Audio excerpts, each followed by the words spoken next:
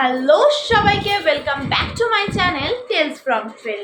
আমি দিশা চলে এসেছি আবারও একটা নতুন ব্লগ নিয়ে আজকে তোমাদের কাছে। আজকে সোমবার, বিকেল এখন 4টে মতো বাজে, আর এদিকে কিন্তু আমি প্রায় রেডি হয়ে গেছি। তার কারণ হলো আমি আর শুভজিৎ আজকে আবারও একটা নতুন রোড ট্রিপের উদ্দেশ্যে যাচ্ছি। এটা আমাদের হানিমুনও বলা যেতে পারে, কারণ বিয়ের পরে এটাই কিন্তু আমাদের ফার্স্ট ঘুরতে যাওয়া। আর যারা তোমরা আমার ব্লগ দেখো তারা কিন্তু প্রত্যেকে জানো যে আমি আর শুভজিৎ কিন্তু আমাদের ঘুরতে যাওয়াটা আমাদের নিজেদের গাড়ি নিয়ে রোড ট্রিপেই আমরা যাই। তাই আমাদের হানিমুনটাও কিন্তু আমরা আমাদের নিজেদের গাড়ি নিয়ে যাব। আর সেই কারণে আমি কিন্তু রেডি হয়ে গেছি, আর শুভজিৎও কিন্তু রেডি হয়ে আমাদের গ্যারেজ থেকে গাড়ি আনার জন্য চলে গেছে। আর আমরা যাব নর্থ সিকিম আমাদের হানিমুন কাম রোড ট্রিপের উদ্দেশ্যে।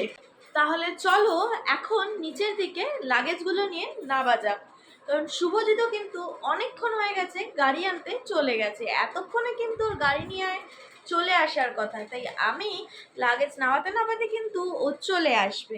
আর তোমাদের সাথে দেখা হচ্ছে রাস্তায়, সমস্ত রাস্তার আপডেট নিয়ে, নর্থ সিকিমের আপডেট নিয়ে। এই মুহূর্তে নর্থ সিকিম কেমন আছে, কিভাবে তোমাদের যেতে হবে, সমস্ত আপডেট নিয়ে আবারও তোমাদের সাথে দেখা হবে। লাগেজ নিয়ে আমি নিচে নামতে নামতে কিন্তু শুভজিৎ গাড়ি নিয়ে অলরেডি চলে এসেছে এখানে। বসেছো তো তুমি?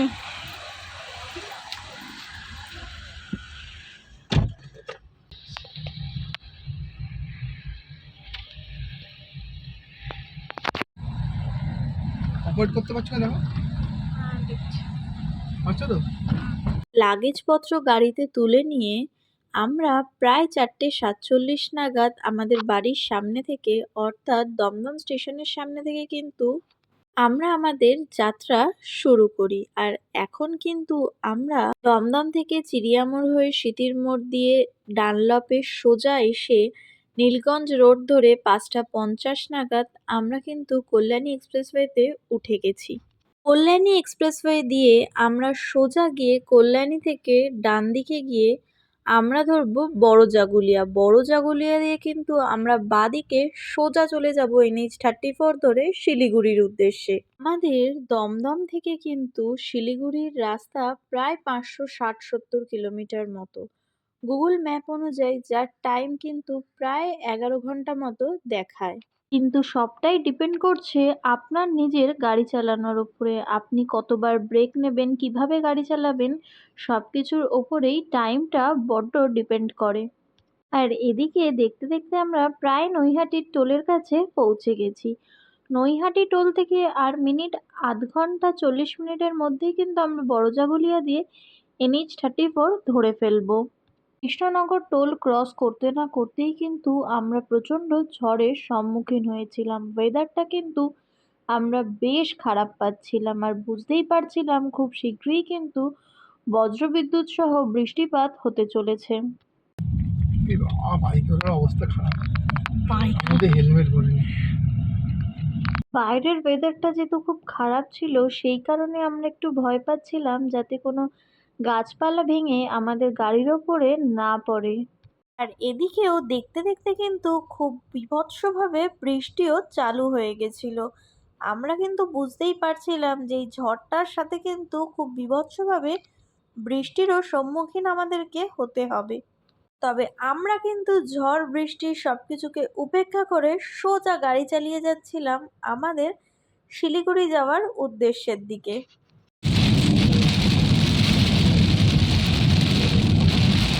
আমরা এই ঝড় বৃষ্টিটা কিন্তু প্রায় মুর্শিদাবাদ অবধি পেয়েছিলাম।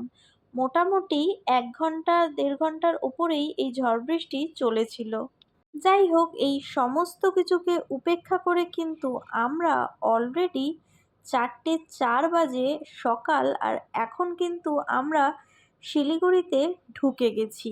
আমরা কিন্তু কলকাতা থেকে শিলিগুড়ি আসার পথে কোথাও একটুর জন্যে দাঁড়াইনি। তার কারণ আমরা যে সময় কলকাতা থেকে শিলিগুড়ি রোড ট্রিপে এসছিলাম সেই সময় কিন্তু মুর্শিদাবাদ মালদাতে প্রচণ্ড ঝামেলা হচ্ছিল।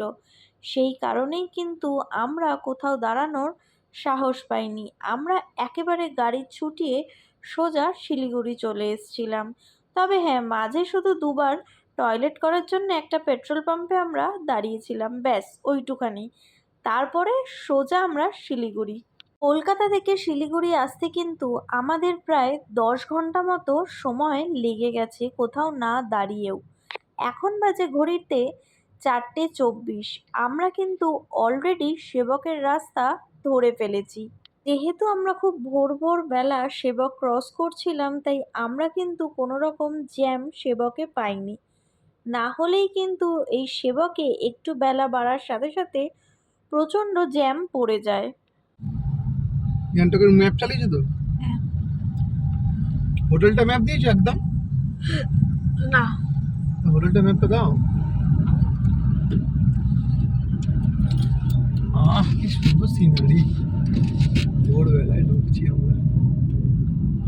এটা প্রথম কৃতিত্ব তোমার ভাই।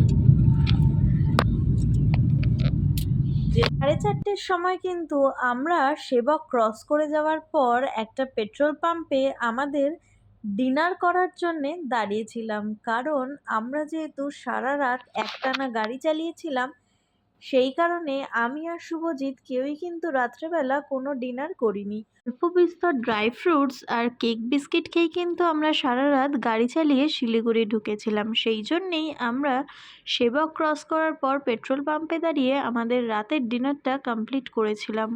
ডিনার কমপ্লিট করার সাথে সাথেই ভোরের আলো ফুটে যাওয়ার সঙ্গে আমরা কিন্তু আমাদের যাত্রা আবারও শুরু করে দিয়েছিলাম গ্যাংটকের উদ্দেশ্যে। NH10 ধরে কিন্তু আমরা এখন সোজা চলে যাব গ্যাংটক। আমাদের আজকের ফার্স্ট ডেস্টিনেশন কিন্তু গ্যাংটক। কলকাতা থেকে আমরা সোজা গ্যাংটকে স্টে করব আজকে। 1-2 কিলোমিটার।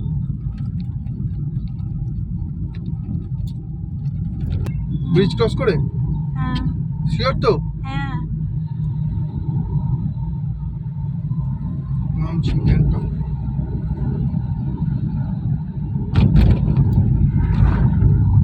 ব্রিজটা নতুন করেছে? কি চওড়া, এত লম্বা জায়গা, দুটো পাহাড়কে কানেক্ট করছে।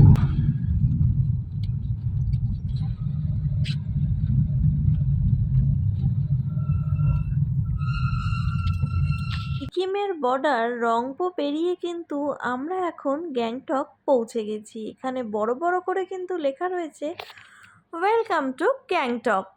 সকাল থেকে রাত্রির অবধি কিন্তু এই গ্যাংটক শহরে প্রচণ্ড পরিমাণে জ্যাম হয়, তাই যারা গ্যাংটক থেকে কোথাও যাওয়ার প্ল্যান করবেন তারা কিন্তু হাতে একটু বেশি সময় নিয়েই বেরোবেন। এদিকে কিন্তু আমরা প্রায় এমজি মার্গের কাছাকাছি চলে এসেছি, আর মিনিট 5-10-এর মধ্যেই কিন্তু আমাদের হোটেলে আমরা পৌঁছে যাব। গ্যাংটকের ফার্স্ট দিন আমরা যে হোটেলটায় ছিলাম সেটার নাম হলো কুন্ডাও রেসিডেন্সি। আমরা কিন্তু আমাদের পক্ষীরাজকেও অলরেডি পার্ক করে দিয়েছি।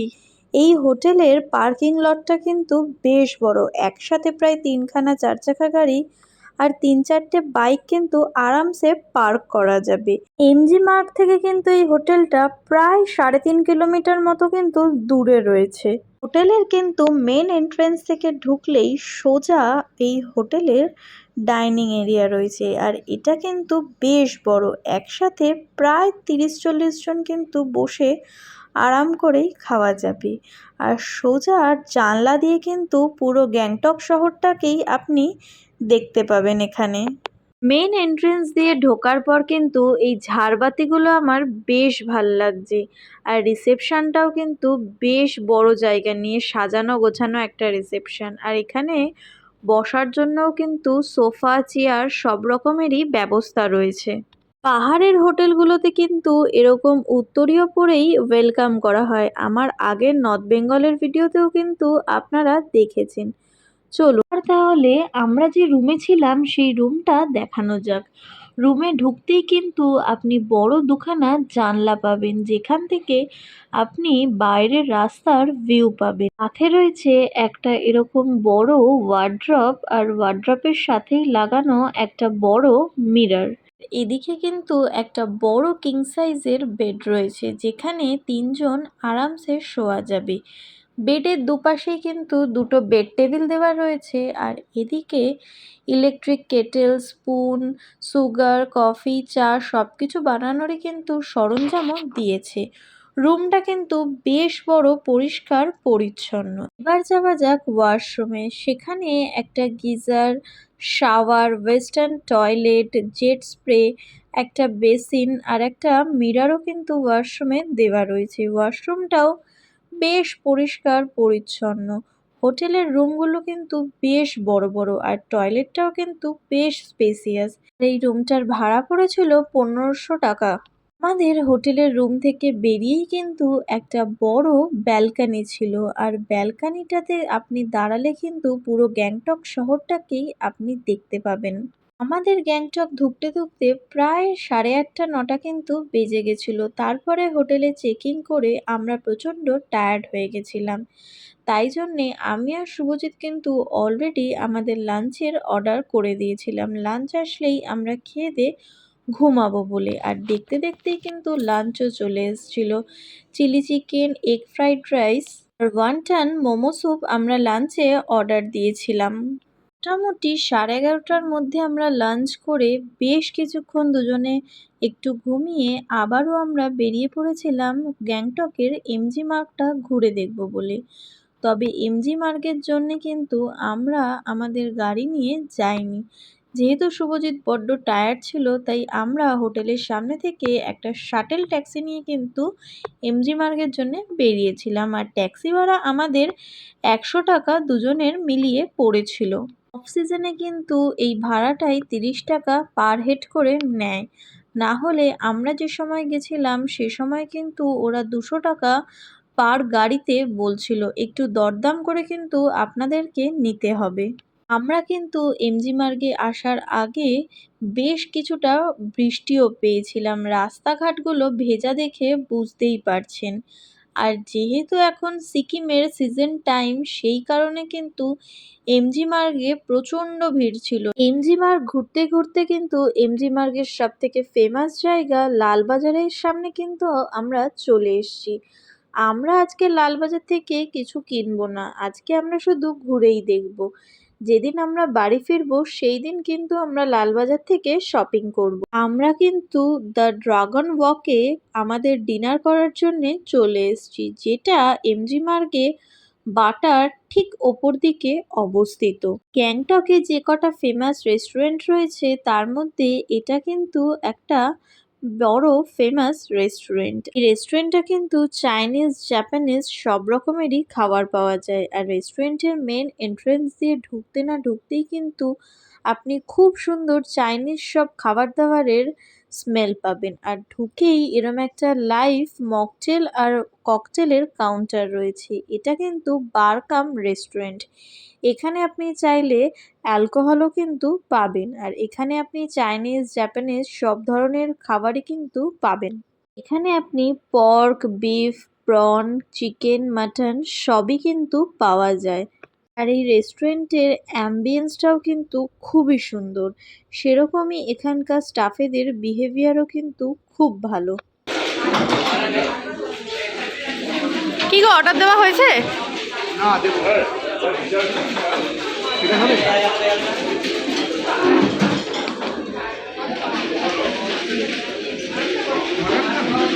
না।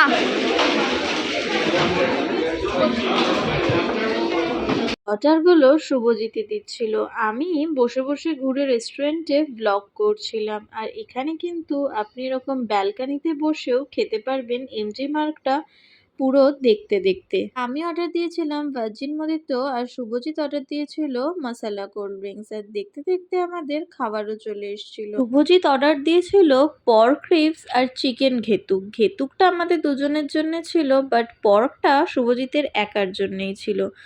আমি যেহেতু পর্ক খাই না, সেই কারণে আমার জন্য প্রনের একটা আইটেম অর্ডার দেওয়া হয়েছিল।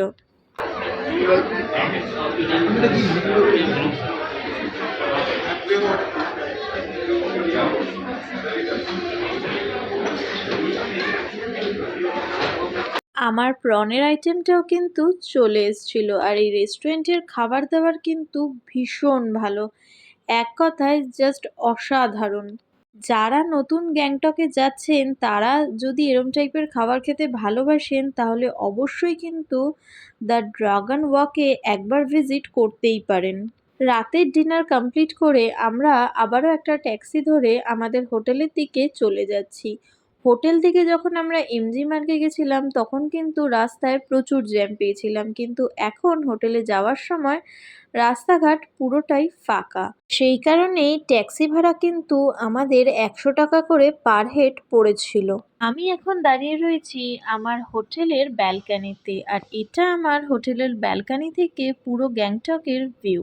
চলুন তাহলে আজকের ব্লগটা এখানেই শেষ করছি। দেখা হবে কালকে গ্যাংটক টু লাচেনের ব্লগে। ততক্ষণের জন্য টাটা, বাই বাই।